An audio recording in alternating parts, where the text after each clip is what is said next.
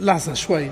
وقت اللي بدنا نحكي اليوم عن قوة الصناعة والجودة والإتقان في العمل، التفاصيل الدقيقة والشرح المطول والمفصل في صناعة ماكينات الألبان والأجبان وطريقة الإنتاج والتحضير والطبخ. ما لنا غير شركة ابن الخطيب الدولية لخطوط الإنتاج، خطوط إنتاج ماكينات الألبان والأجبان. اليوم رح نحكي عن طباخة الموزاريلا، طباخة القشقوان.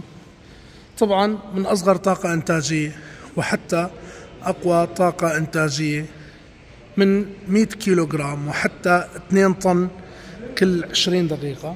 طبعا كامل الكروم المستخدم عالي الجودة 304 316 مطابق للمواصفات القياسية الغذائية العالمية. رح نعطي لمحة خفيفة وسريعة عن الطباخة، وباقي التفاصيل والشرح رح يكون مع العميل مباشرة.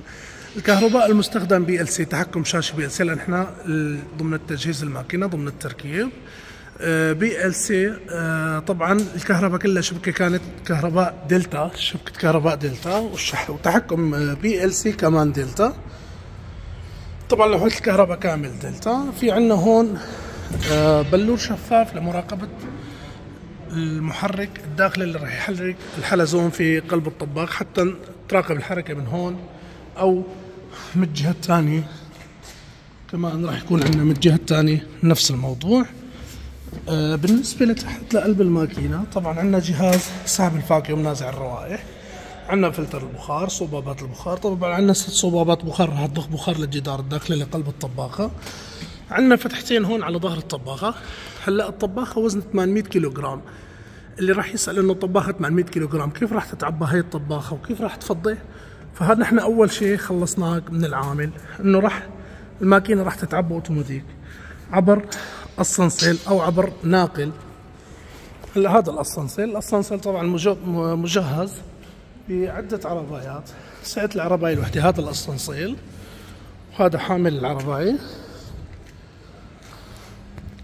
هاي العرباية سعة 200 كيلوغرام. 4 عربايات راح تكون مختمة الماكينة. طبعا مدة الطبخ 20 دقيقة في قلب الماكينة. طبعا المدخل الأول هذا راح يكون هون لتفضاية العرباية من جبن الموزاريلا. طبعا راح يكون الاسانسير راكب وراها موصول مباشرة مع الطباخ. البوابة الثانية هون راح تكون مراقبة للشيف الطباخ اللي راح يشتغل الموزاريلا.